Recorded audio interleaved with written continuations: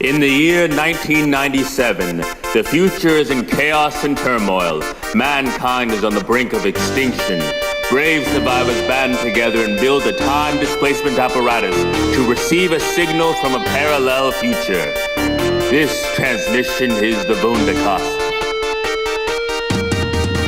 There's one team that kicks ass. They're assembled. They're the Vundacast. Never back down from the brass. Always start first. Never finish last. Had a mock speed. Bit too fast. Oh no, they're out of gas. It's okay there. Just a podcast. They're the greatest. We're the Vundacast.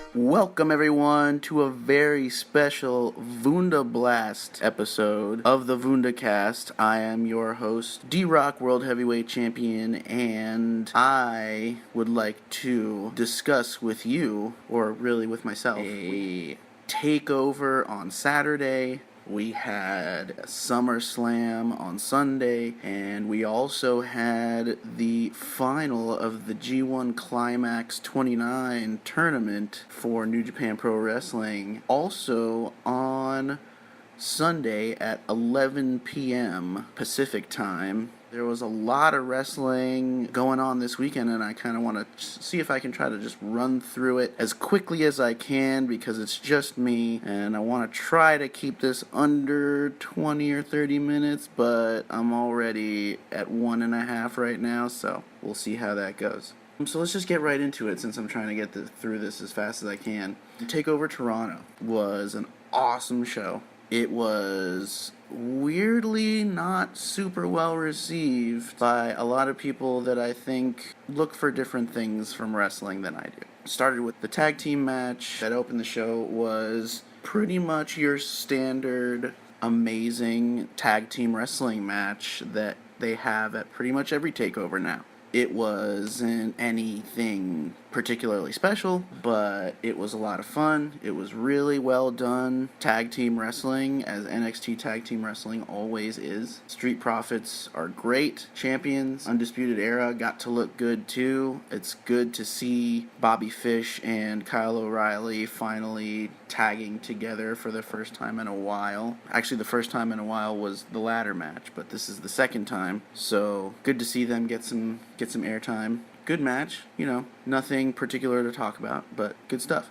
Moving on to Io Shirai versus Candice LeRae. This, to me, was the match of the night. This was the show stealer. This was one of the best matches of the entire year, largely because Io Shirai is a fucking badass. And this is kind of this dark version of Io Shirai, the kind of heel version that's been coming out ever since the cage match, has been excellent. And the whole character arc has been really good. If you haven't seen that cage match, go back and watch it. Io Shirai versus Shayna Baszler in the steel cage on NXT TV for the NXT Women's Championship. It was also one of the best matches of the year, in my opinion, at least in WWE/NXT. Amazing match, amazing ending. I love the ending where Io hits Shayna with the cage door so many times that she gets knocked out and falls out of the cage to win the match. Great stuff. Sorry for the spoiler if you haven't seen it already, but it's been several weeks now. So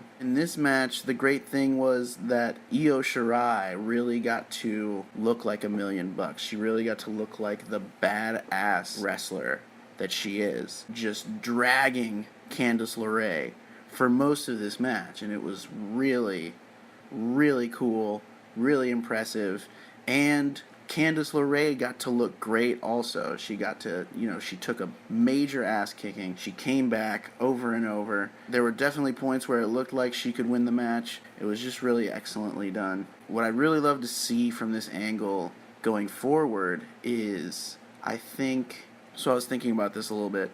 I would love to see Candice and Io and Shayna each put together a team for a first ever women's War Games match for the next Takeover, which is Takeover War Games. I think that would be really cool. And then to have Candice pick up a pin over Io Shirai would then lead into, hopefully, another match, perhaps at a Takeover, for the number one contendership to the women's championship. In that match, I'd love to see where Candice is about to win, and Io Shirai has a moment like Asuka had when she was facing Ember Moon, and Ember Moon was about to win, and Asuka said, "Screw this," and she cheated to win. And I would love Io Shirai to have that moment where she realizes, Candice is gonna beat her, and she has to cheat. And she gets the title shot. She wins the title at the Takeover Royal Rumble. And then that sets up a big WrestleMania weekend match for Io Shirai and Candice LeRae. Preferably, honestly, I would love to see it be in the main event of Takeover WrestleMania. Women have main evented pay-per-views in NXT, but they have never main evented Takeover WrestleMania. So I would love to see that. Next up was Pete Dunne versus Roderick Strong versus Velveteen Dream for the North American Championship, which was also a show stealer. It's hard to even pick which of those two matches, the one before this or this one, really stole the show, but I'd still go with Io and Candice, I think. But this match was also stunning. All three of these guys got to really look like $1,000,000. Particularly Roderick Strong has been looking really great in his last two Takeover matches. The last one against Matt Riddle, he looked very strong, pun intended.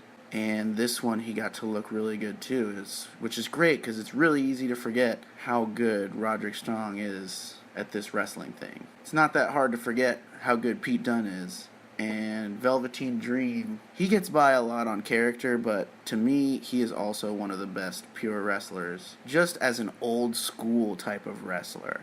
Like, I would love to see Velveteen Dream take on Cody, because they would have such a great old school NWA style match.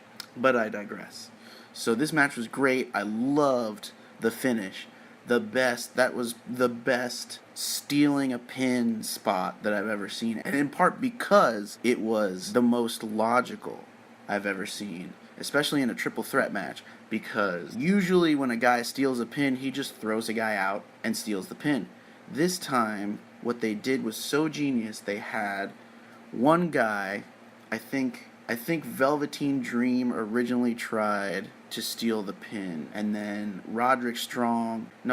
Velveteen Dream was going for the pin, and Roderick Strong threw him off and hit his finisher and went for his own pin, and then Velveteen Dream did his elbow drop off the top rope finisher to break up that pin and put it into his own pin, and he won the match. And that's just perfect. I love it. I love the logic of it. I love the heightened action in that from the normal kind of spot that this is. So that was excellent. Shayna Baszler versus Mia Yim. So I have been very much a Mia Yim apologist for a while. I really never understood why she got so much shit about her ring work. I thought her ring work up until this point has been actually pretty good. And this match has me rethinking that. She really did not. She looked like she was not ready for the spotlight. And it really showed. This is the first time in a really long time. I can't remember the last time a match landed so poorly and it was so silent at a takeover. I can't remember a crowd ever being that silent for a takeover match. I can't remember when the last time was. There have been matches that haven't been particularly interesting, but nothing like this. I mean, it's just the botches and the weird character work of Mia Yim apparently feeling like she needs to start cheating now when she's never done that in the past. I think that confused the fans, and the match was already, Shayna Baszler matches are slow anyway because that's how she wrestles. She's a heel, so she tends to slow the match down, which is a heel wrestling tactic designed to piss people off, and I wish more people realized that instead of giving all this nonsense about how somebody like Shayna Baszler is a bad wrestler. She's not. She's a great wrestler. She understands this so well, but she's a heel. And part of being a heel is that you wrestle in such a way that it will make people angry and make people dislike you. And so that, combined with the botches, combined with the weird character work, just made this match really not land well at all. One of the worst Takeover matches in my memory, at least, which is unfortunate. It feeds a lot of the Shayna haters.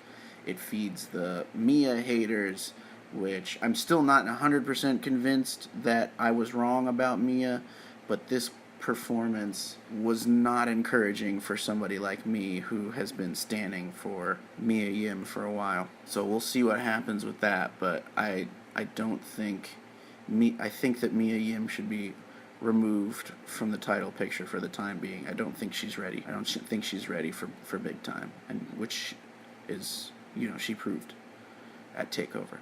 Finally, the wrestling conversation that we've all been having since this past weekend, or one of them anyway. Adam Cole and Johnny Gargano in a 3 stages of heck match. I joked about that on Twitter because it's a 3-stage. It's what they're doing is a 3 stages of hell match, but clearly they decided they needed to call it a 2 out of 3 falls match because we can't say hell anymore, I guess, because it's PG. Although, I don't know. Although, and at the same time, they did the third fall in this, barbed wire weapons cage, which also really doesn't work that well when they still insist on not using blood. I mean, you can't have barbed wire and brain a guy on the back of a chair. Jesus, that spot was gruesome.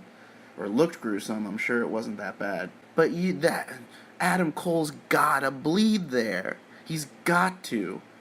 It doesn't make sense. It takes you out of the illusion otherwise to see a guy get split in the face. If that move landed for real in the way that we're supposed to believe it did in kayfabe, he would have been split open. There's no way around it. Even the sound of it. So yeah, that was a big part. That didn't help. But also, this match, I mean, their first match, I think both. It's definitely both of the 2 out of 3 falls matches brought out the worst tendencies of both of these guys, and they were. I mean, it was just a false finish festival. It was just falsies after falsies after just kicking out of everything. And at some point it really kills your suspension of disbelief. I think the match in between those two, the single fall that Adam Cole won the title, was the best of the 3 because it was limited on some of that. There was still some of it in there, but it wasn't to the level where you really started to notice it. And I feel like, and a lot of people are getting on Johnny's case for this, Johnny Gargano, that this is something that he does all the time. And to be honest, I've never felt that way about Johnny Gargano's matches until this trilogy of matches with Adam Cole. I've always felt that he definitely has the fighting spirit thing going on, but he's always made it work. The potency of the storytelling is part of what made it work. That context given to the fact that he's willing to kick out of so many things because the emotion is so there, particularly the matches with Tommaso Ciampa. It really gave a much richer context. But in these matches, there was no real story between these two guys other than they both want the NXT Championship. And, that'll only take you so far when you're starting to kick out of avalanche destroyers and just, all kinds of stuff. It just kills the suspension of disbelief, for me at least. A lot of people thought that match was the greatest thing they've ever seen. Thought it was the match of the night by far. Some people thought it was the only good match on the card, which I don't understand at all. I mean, I do, I guess, but, like, I just, it's so easy to say, I'm going to kick out of all of this stuff, The wrestlers decide, or somebody decides, what they're going to kick out of and what they're not going to kick out of. And if you don't make those decisions judiciously, if you just kick out of everything to give a match heightened drama and momentum, it's too easy. Anyone could just do that. Anyone could do that over and over and over. Anyone with the stamina could go for 50, 60, 70 minutes or whatever and just keep kicking out of all the things. It's something that I have a love-hate relationship with in New Japan. Not so much kickouts, but like no selling. Kills my suspension of disbelief, and people love it. People love that shit. People love it when guys just shrug off a big move and just like it's nothing. And to me, it just lowers the stakes of those moves. It makes those moves not mean. It makes them mean less. It doesn't make them not mean anything, but it makes them mean less. And I want every move to matter. It's like, if you look at like some of the Rhodes Brothers matches, these last two matches, Cody versus Dustin, and then the two of them versus the Young Bucks, every move in those matches mattered. I mean, that's what that bruising, slow, storytelling heavy NWA style is all about, making everything count. Everything means something. And that's so much more compelling to me than a match where guys are just shrugging off moves, kicking out of everything. I place a very high premium in wrestling on how realistic it looks. And not everybody does that. And it's unfortunate to me, but that's what people like. And who am I to say that they're right or wrong about that? Anyway, we'll get into that a little bit more when I start in on G1, because there's quite a bit of that.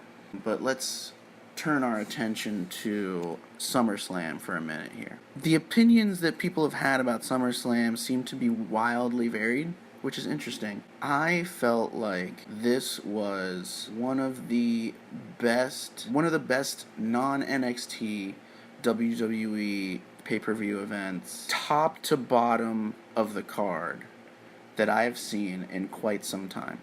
It was definitely the best SummerSlam since at least 2013. It was maybe the best SummerSlam since 2002. I haven't watched them, but of the ones I've watched, this is the best since at least 2013. I felt like every single match, with very few caveats, every single match was at least either good or effective, and most of them were both. The Becky versus Natalya match. I had been trying to tell people all week. People drag Natalya a lot, and yes, she does have some very shitty matches with less than great wrestlers.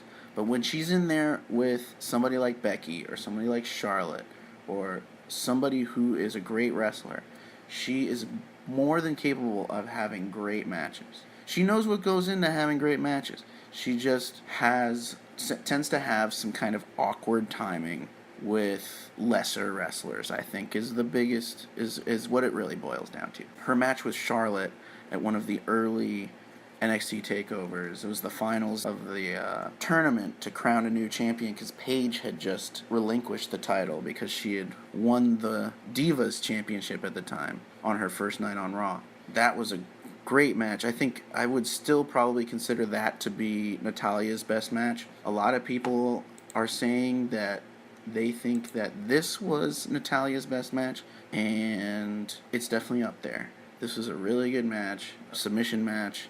They did some really awesome stuff. I wasn't a huge fan of there being no rope breaks in this match, but huge caveat for that is that what that stipulation allowed them to do was very much worth it.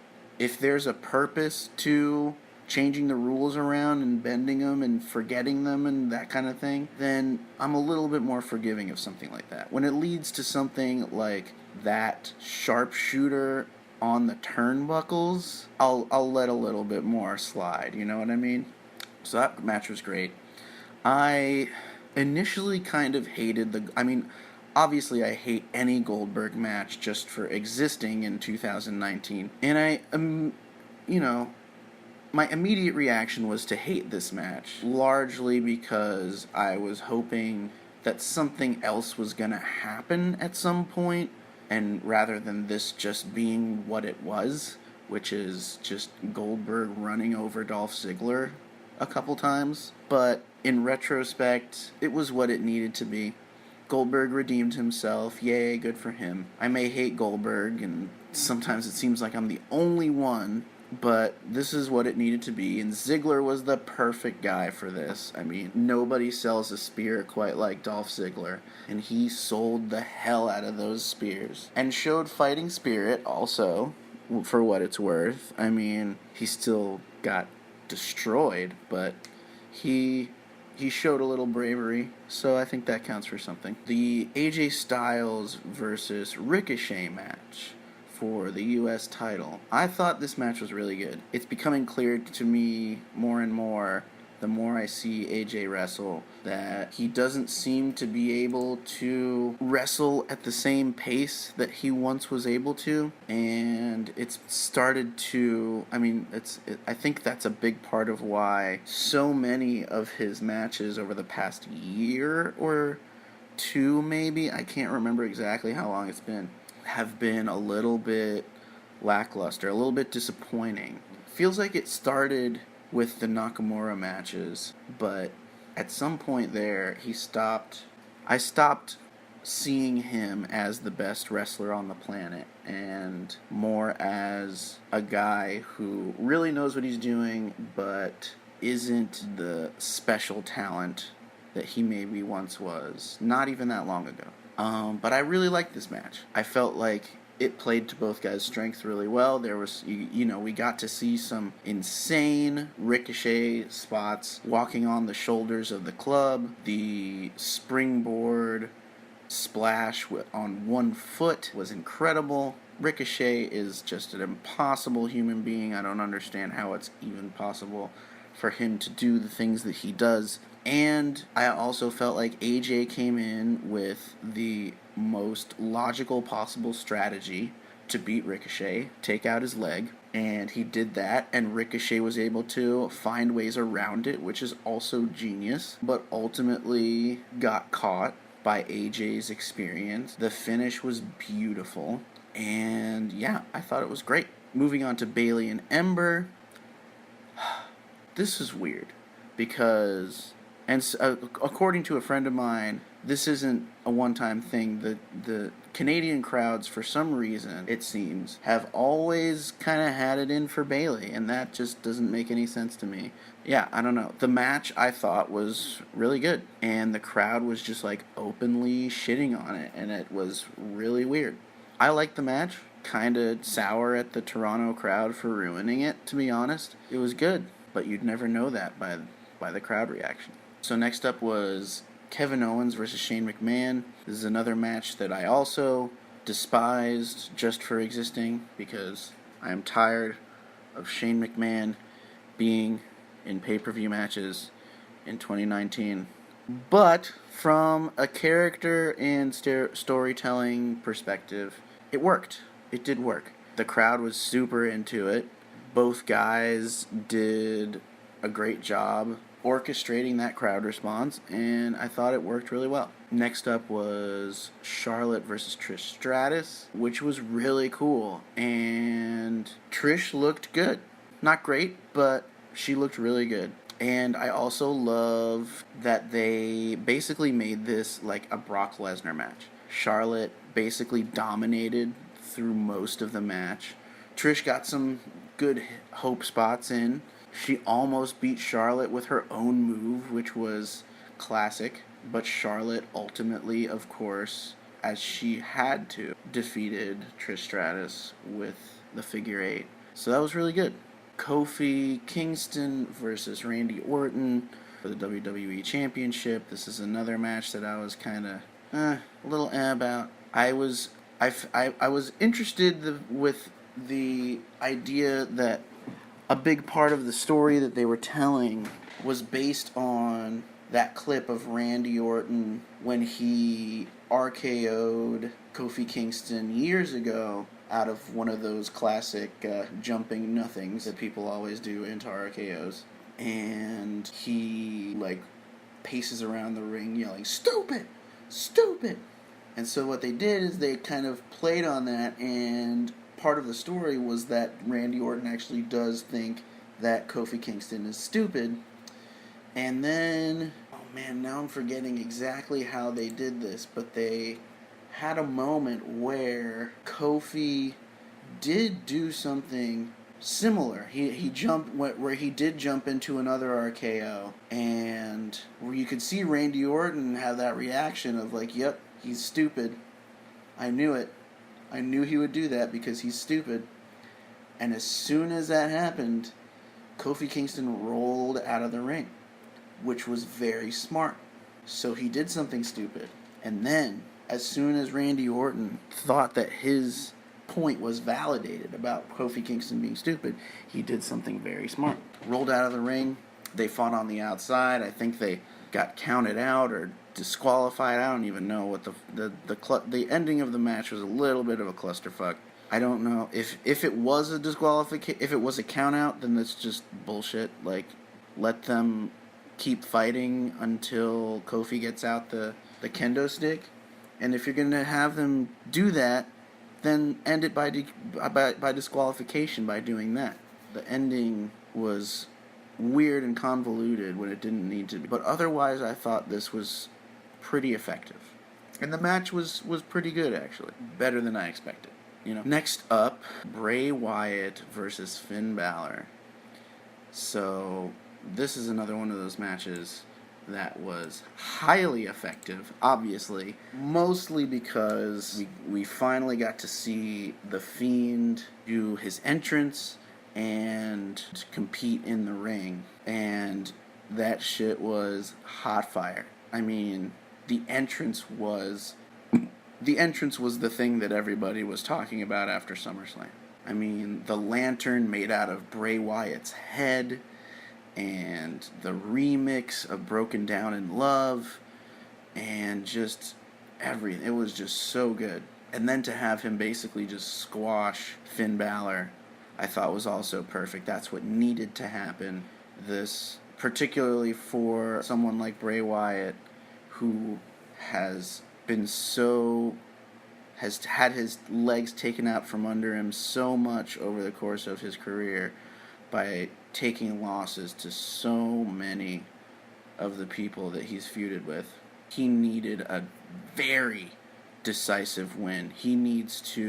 This needs to be Bray Wyatt's demon, where he, can't lose when he's the Fiend. I think that would be kind of the perfect way to rehab the Bray Wyatt character. Or just rehab Bray Wyatt as a wrestler with a new character. So hopefully they keep that shit up, because that was great. Finally, we have the main event, Seth Rollins versus Brock Lesnar for the Universal Championship. It was really good. It was a really good match. Really, really good match. Call back to other matches that they've had, particularly the triple threat with Cena at the Royal Rumble in 2015. With that elbow drop spot that Seth did. I tend to agree with some people who were saying that because Brock had spent the last several weeks just completely destroying Seth Rollins' ribs, that the suspension of disbelief here was a little hard to keep up. I felt like it worked better than some other people did, and it was a really good match. But yeah, that's pretty much all I have to say about it. That was SummerSlam. Really, really good top to bottom. I enjoyed every match, and that's something that very rarely I get to say about a non-NXT WWE pay-per-view. Shifting gears a little bit, I want to start talking about New Japan because I have been watching a ton of New Japan recently. A ton of the G1. That's really specifically. I have done some catching up with shows before that, some of the New Japan Cup and Dominion and a couple other matches, but mainly I've been catching up on the G1, and the G1 was it was excellent. I mean, there is just so much good wrestling here, and I was not as huge a fan of some of the matches that other people were. I kind of tend to look for different things from New Japan than some other people do, but they do a good enough job of everything at different times, but they do a good enough job of everything. I think New Japan right now would probably be my favorite promotion because they just have so much great talent. They have so many great matches. They have some tendencies that are not my favorite, but we'll get into that. So I want to start with G1 in Dallas because I just so happened to have been in attendance with my very own sister, best friend person, Renee. We attended. I flew to Dallas where my friend Renee lives and stayed with her for a couple weeks, and we went to the G1 show in Dallas, and it was excellent. It was the only other New Japan show that I've attended in person was about a year before this, the G1 special in San Francisco. And to me, this show was head and shoulders better than the G1 in San Francisco. G1 in San Francisco is good. This was much better. There were at least 3 matches, maybe 4, that I would give 4.5 stars to, that were just very, very good. They're not even close to the top 10 or even 20 matches I've seen in New Japan this year, but they were very, very good. Ibushi Kenta, I thought, was excellent. Some other people didn't agree as much, but I really liked it. Sonata and Zack Sabre Jr. was also excellent, and of course, getting to see Kazuchika Okada and Hiroshi Tanahashi live and in person was a once in a lifetime experience, and it was obvious from how excited the crowd was by it. I mean, we were so excited to see this match. It was really unbelievable. So that was awesome. And then, so I'm going to kind of go through and highlight a couple of matches that I thought were really, really good, or that play into particular stories or points that I want to make. Just some highlights to kind of give an overarching view, an overarching analysis of the G1 and the stories and the matches and everything. So I'm going to start with Tomohiro Ishii and Jay White had one of the most underrated matches, in my opinion, of the G1. In part because Jay White, I feel like I am such a Jay White stan at this point. I just think he's so good at this, so great at wrestling and character. He's so great at doing all the little things, at making everything look real. He has a great arsenal. He's great at transitions and pacing and timing. He's excellent, and I really don't understand why he gets as much hate as he does. Because it's not like genuine heel hate. It's not good hate, People really, really don't like him as a wrestler. And I don't get it. I think he's great. Another big part of why I love this match so much is I've been saying pretty much since his match with Kenny Omega, where he won the U.S. title, that the Jay White character, to me, is pretty clearly a pain slut. If you look at some of his matches, go back and look at some of his matches, at some point after 15, 20, 25 minutes of just getting annihilated and just turned into hamburger meat by his opponent, sometimes he will just look up at them and smile. And to me, that says masochist. And it explains a lot about why Jay White is able to kick out of so much of what he kicks out of. Because in no other way does he seem like somebody who's strong enough to kick out of some of the stuff that he kicks out of. But the idea that he enjoys the pain, then you get to a point where you can't hurt him bad enough to make him not get up. You have to, like, knock him out. You have to incapacitate him. You can't just hurt him bad enough to make him, to keep him down. You have to put him out. It's a great little character, I think. I also kind of want to take this opportunity to talk about the mixed feelings I have about Tomohiro Ishii, because it's interesting. I either really like his matches or they just leave me feeling cold, because his matches, probably more than anybody else's, are very heavy on strong style, which means a lot of no selling.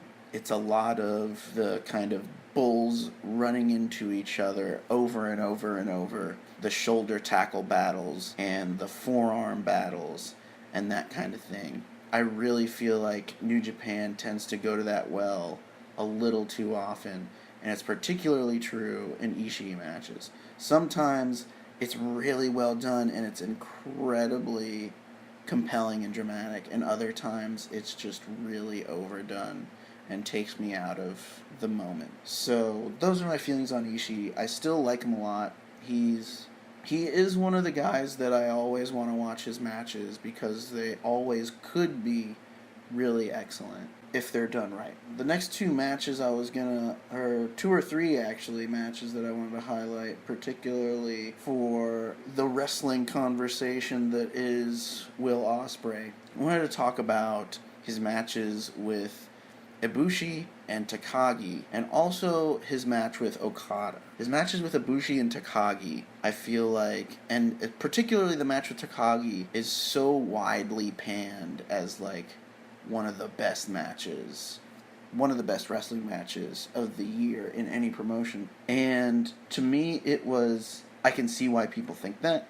And it really plays to some of Will Ospreay's worst tendencies. And I really saw some minor but significant flaws in that match that kept it from being one of my favorites of the year.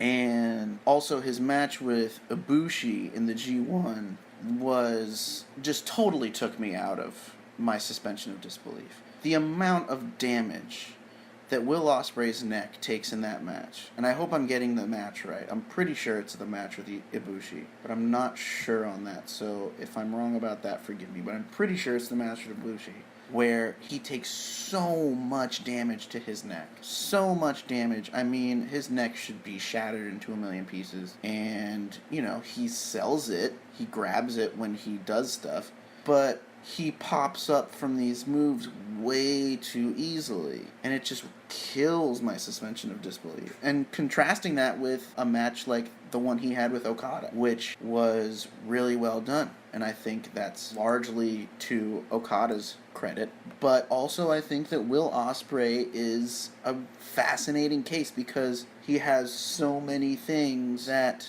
you need to be a great wrestler. He does a lot of the little things. He just does them inconsistently. I think sometimes he can't decide whether he wants to be a superhero or an anime character or a wrestler. A lot of times he ends up just looking like a huge dork, and also looking like he's just invincible, or just breaking the rules of the physics of the universe that he inhabits. The spot where he just flipped out of Sonata's Paradise Lock was terrible. It was a good match, but that spot was just really bad. You can't just break. That's breaking kayfabe in a way that is not fun. It just ruins it. It just ruins everything. It ruins the legitimacy of that move. If you can just flip out of it, and you can say, oh, well, it's Will Ospreay, so he's the only one that can do. But that move depends on a very specific premise in the physics of the universe that these guys inhabit. and he just broke that rule. Like, you can't do that just because you're quicker and flippier than everybody else.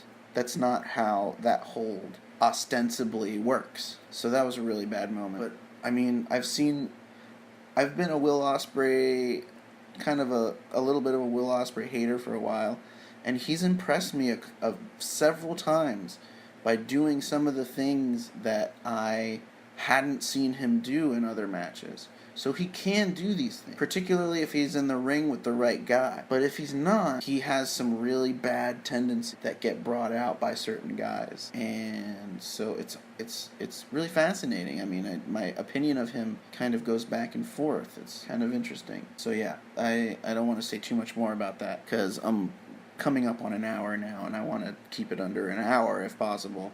Let's try to blaze through this. Okay, next up, Jon Moxley. So, Jon Moxley's G1 has been interesting. He started out 5-0.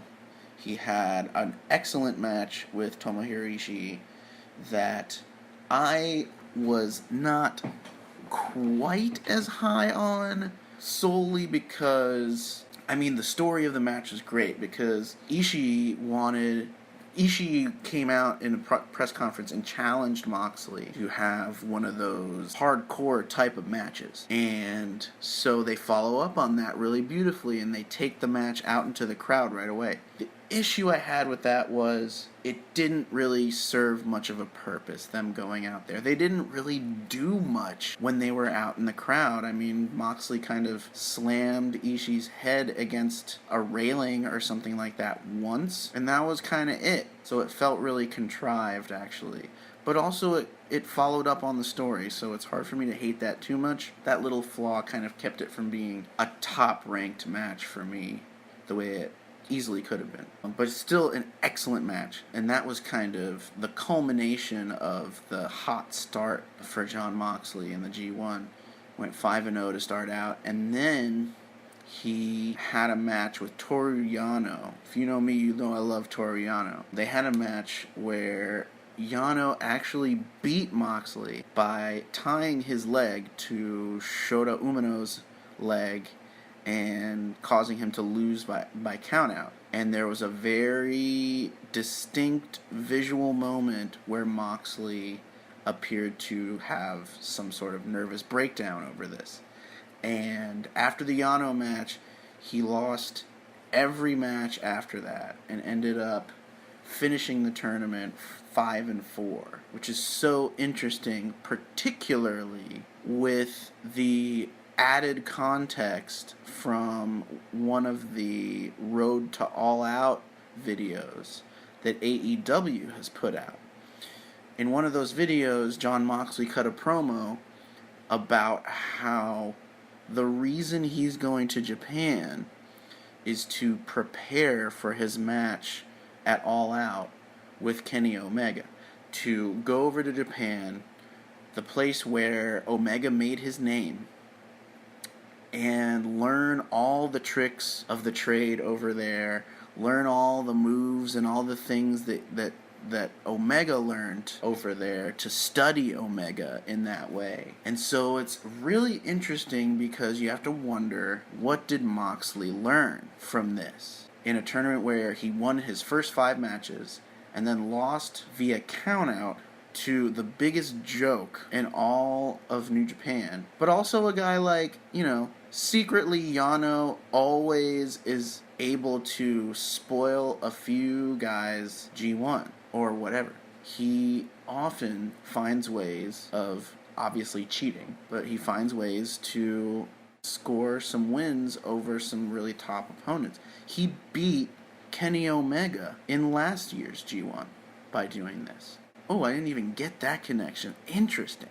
Both guys now, Omega and Moxley, have both lost to Toru Yano in the G1. Also very interesting. Ooh, I like that little added touch.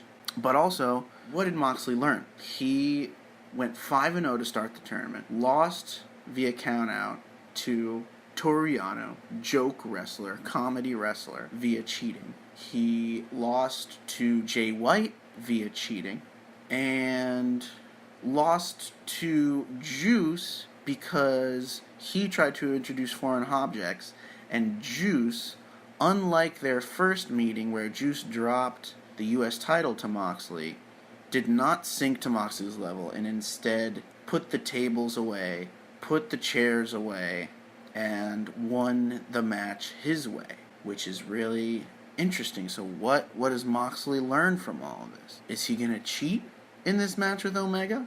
What is his state of mind going into this match after winning his first 5 and dropping his last 4? What's his mindset going into this match? Which would be really interesting to see how this match at All Out plays out, considering that it's canon that Moxley went to Japan to get ready for his match with Omega. It's going to be really interesting. I know I'm saying that a lot, but it will. And I can't wait to see how that plays out. So next up we have Okada versus Kenta, which is kind of a lead-in to talk about Kenta a little bit, because you can't talk about G1 without talking about Kenta, especially after what happened the other day. But I really enjoyed also Kenta's whole storyline in the G1, which is that he came in essentially as a foreign wrestler. He came in as a guy who had been doing fairly well in America and then came back to Japan after his time in America, and he had never really been a New Japan guy. He was always a Noah guy, which is another federation in Japan. And so he didn't get a lot of respect. He definitely didn't get respect from the fans, and a lot of the wrestlers also didn't respect him very much. Tanahashi very distinctly not disrespected, but refused to respect Kenta and kind of felt like he didn't belong. And even after Kenta beat him in the G1, Tanahashi refused to shake his hand, which is really interesting, because what I felt was kind of the high point of Kenta's whole story, well, at the time it was the high point, this whole story of Kenta coming in and not really being respected, was his match with Okada, where he took Okada to the limit, man. It was a hard-hitting, bruising match. I loved that match, where Kenta was actually able, and Okada came out before the match and kind of said that he felt like Kenta didn't belong here, and over the course of that match, Kenta earns the respect of Okada, and they end up shaking hands. Interesting when you consider that Tanahashi did not shake his hand, because Tanahashi is the wily veteran, and maybe his veteran experience told him, there's something not quite right about this guy. But Okada, on the other hand, is a guy who, if you impress him in the ring, he's going to shake your hand, and you're going to earn his respect. So we see later on who was right about that. Tanahashi was. Because ultimately, Kenta, who never got respect from the fans, who never got respect from very many other wrestlers other than Okada, but the fans especially continued to disrespect him. So, you know what? You're not going to respect me? I'll give you a reason not to respect me. He turns his back on his team at the G1 final, turns his back on everybody to join Bullet Club, which I thought was just perfect. I mean, it just landed perfectly. And that moment where Katsuyori Shibata comes in and gets fucking pissed and just wails on Kenta, and it was so hot. The crowd was so hot. It was great, that whole segment. If you've only heard that he joined Bullet Club and you haven't actually watched the segment, go back and watch it, because it is incredibly effective on all fronts. So that was great. I think Kenta in Bullet Club is a great move. A lot of people are going back to the old, Bullet Club is basically the NWO now, and which kind of is totally ignorant of the actual dynamics of Bullet Club and of factions in general in New Japan. That's all I'll say about that. Next up, Ibushi. Ibushi, particularly Ibushi's run of matches at the end of the tournament with Tanahashi, with Okada, and with Jay White were all excellent matches. Ibushi runs through the two biggest gatekeepers of New Japan, earns the respect of both guys, has incredible matches with both guys, and has an incredible match with Jay White also. Great storytelling, amazing drama. It's going to be really awesome to see his road to Wrestle Kingdom and see what they do with that, because he definitely deserves the IWGP Championship. Next up, Sonata. Sonata's match with Okada, for me, was the match of the G1, the best match of the G1, and probably the best New Japan match of the year overall. The story of Sonata just getting closer and closer and closer every time to beating Okada, and finally doing it here, and doing it 12 seconds before the time limit. The drama was amazing. It was just an amazing match. Can't speak highly enough of it. But also kind of reminds me of the disappointment of Sonata's G1 and the fact that he was not even close to winning the block. Because a lot of people really thought that this would be Sonata's year. That he was so hot and so talented that they were finally gonna give him a really big singles push. And a lot of people thought that the G1 was the time that they were gonna do that, and they did not. They did not do that at all. Which could be really interesting in terms of, this is a big setback for Sonata. He had so much momentum. He nearly beat Okada for the IWGP Championship for the New Japan Cup, I think. He nearly beat him for the New Japan Cup. He definitely also nearly beat him for the championship. This is a huge setback, so it really should be really interesting to see where he goes from here. Especially with Takagi having a breakout, Shingo Takagi's having a breakout year. Tetsuya Naito might be the most popular guy in all of New Japan, which we'll get to in a second.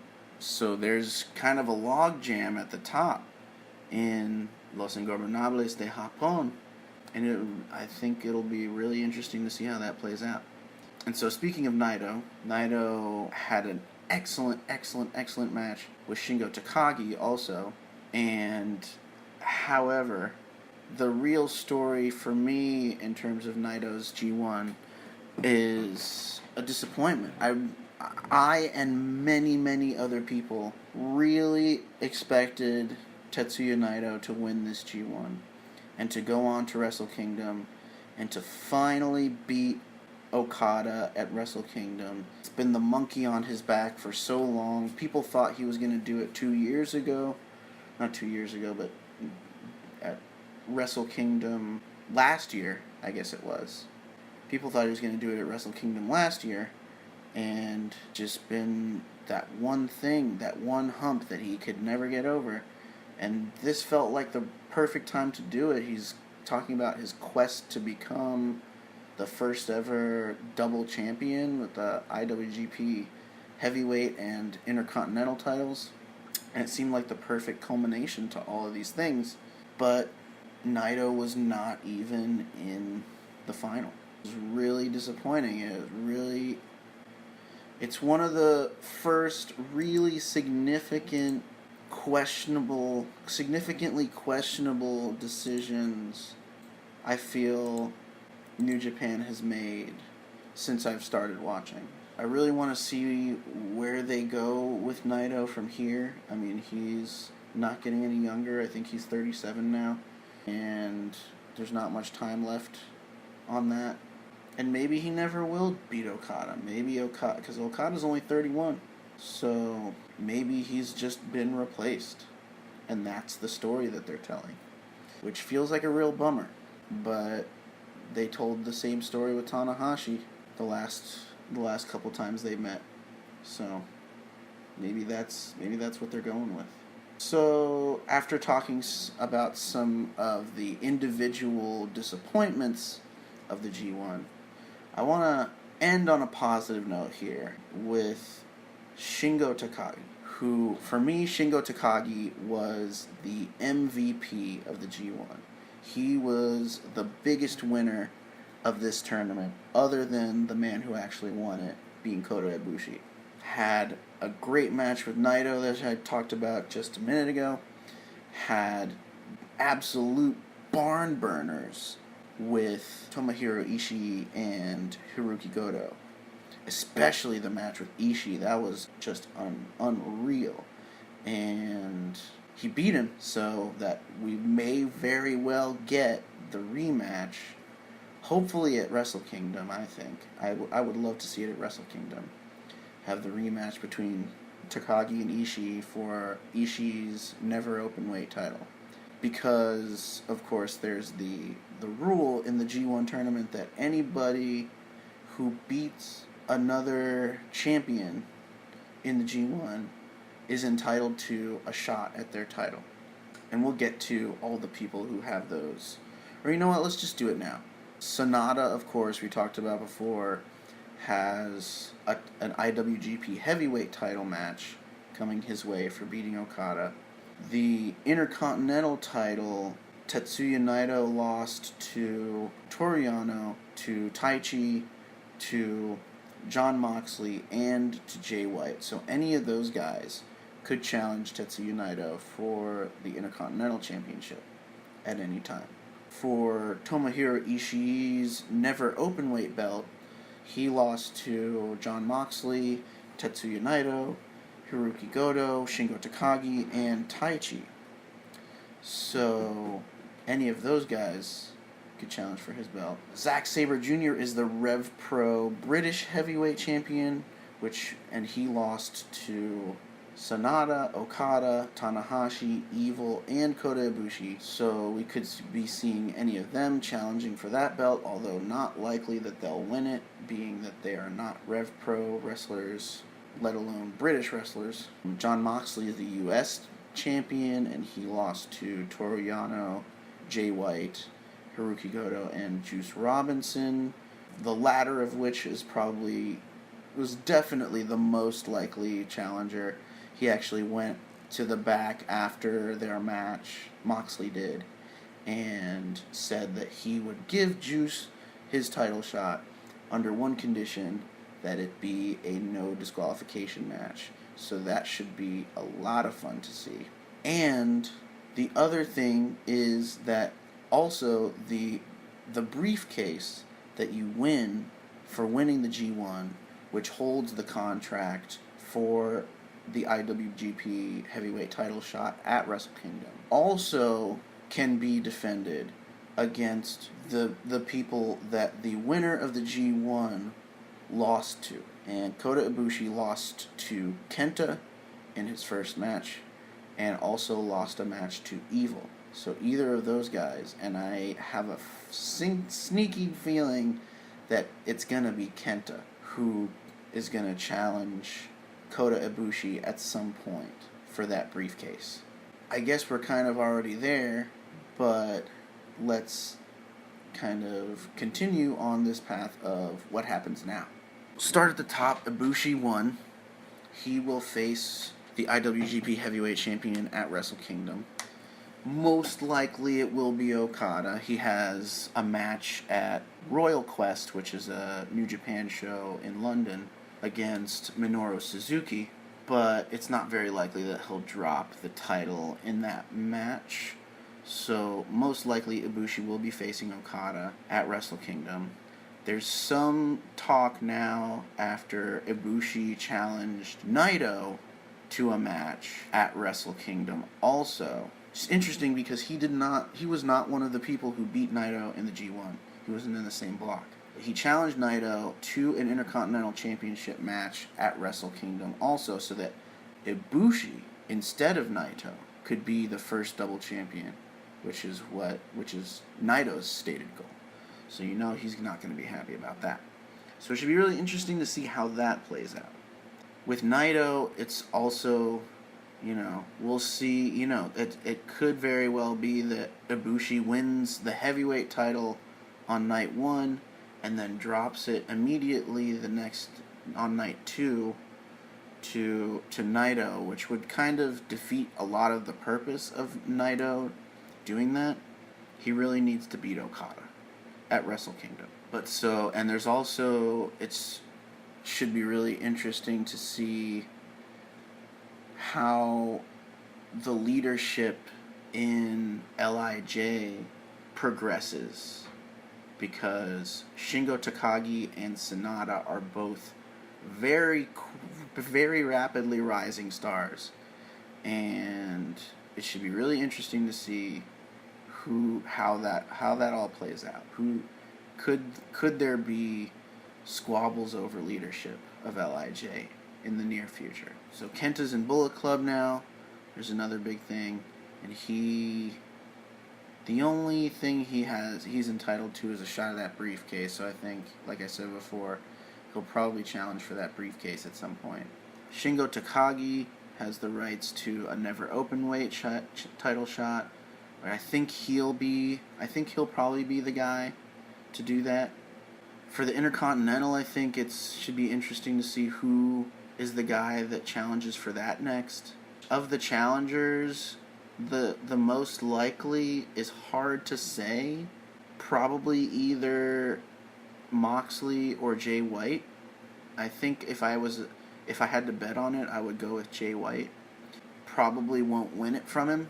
And Moxley, I think, is probably not going to be in New Japan very much going forward. Taichi already had his shot this year, and Toriano, sure, Toriano might get a shot, but it won't be anything particularly meaningful. I think Shingo Takagi is definitely the favorite for the never open weight title shot. And there could be other guys that go for it too. Naito could go for it, Taichi could go for it, but Shingo Takagi is the top candidate, I would say. For the Rev Pro belt, I don't really know, any of these guys, or none of them, might challenge for the Rev Pro title. You'd think one of them would have to do it at Royal Quest, although they haven't really set up anything like that. But that would be the perfect time to do it, to have Sonata or Ibushi or even Tanahashi. I don't think it'll be Evil, and Okada already has a match at Royal Quest, so you'd think it would be Sonata, Tanahashi, or Ibushi. And I don't know which of those guys. If I was booking it, I think I would probably put Tanahashi in that spot, but Sonata would be great too. Sonata and Sabre had a great match in Dallas. The U.S. title's pretty obvious. Juice is going to get that title shot. Jay White might also get his sometime down the line, but Moxley's probably going to drop the title to Juice. And I don't know if I would think that those title shots that everybody's entitled to would be void at that point. And like I said before, I definitely think Kenta's going to challenge Ibushi for the briefcase at some point. So once again, I'll say it one more time, and I swear to God that'll be the last time you have to hear me say it. I think it'll be interesting to see how all of this plays out. And I'm really sorry that this ended up being over an hour and 20 minutes at this point. An hour more than I wanted it to go, and I'm not very good at being succinct, obviously. So we'll see if people like this or not, and hopefully they do. So that's everything. This has been not really much of a Vundablast, actually. Vundablast is kind of supposed to be short. This is kind of a Vunda Mega Blast. But I have been your host, D-Rock, World Heavyweight Champion, and I'll see you next time. Hail Vunda. Hail Vunda. Vundacast? Give it up for Vundacast, man. What an adorable name. You're listening to the Vundacast. What's up, everybody? This is Jason David Frank, Green Ranger. You're listening to Vundacast.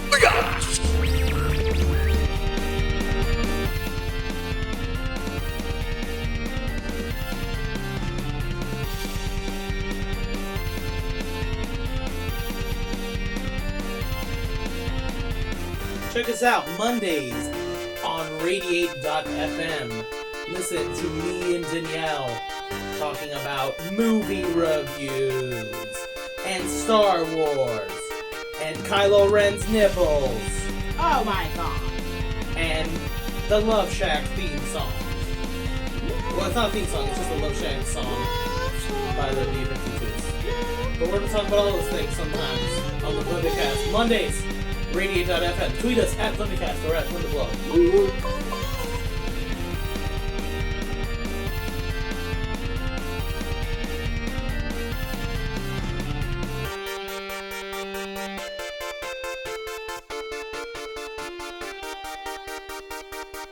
Subscribe to the Vundacast.